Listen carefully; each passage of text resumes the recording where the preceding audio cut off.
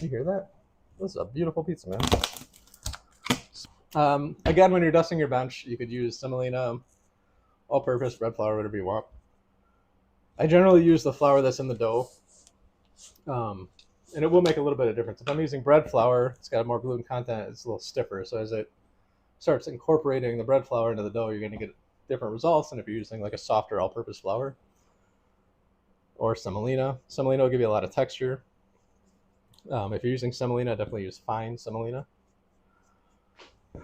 And then wipe your hands on your shirt. Get your rolling pin and your dough. So one batch of the dough recipe that I mentioned earlier gives you 212 grams, I believe. And that's good for one 12-inch thin crust.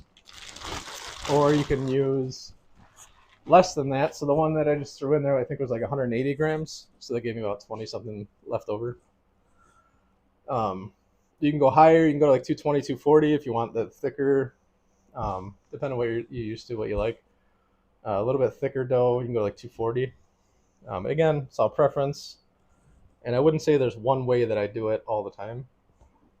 I change it up a lot. It's a flat rolling pin. And as I roll, I want to go center out with my pressure, because what happens is you don't want to overwork the dough. So now when I come back on that pin, I'm not putting any pressure on it until I get about halfway down, and then I'll apply my pressure. The more you work your dough, the tougher it's going to be, the stiffer it's going to get. And so if I'm putting pressure on it as I go back and forth, I'm rolling the dough back to the middle, which then I'm going to have to roll back out. And so you just don't want to do that. Don't want to overwork your dough. You don't want to overwork your dough.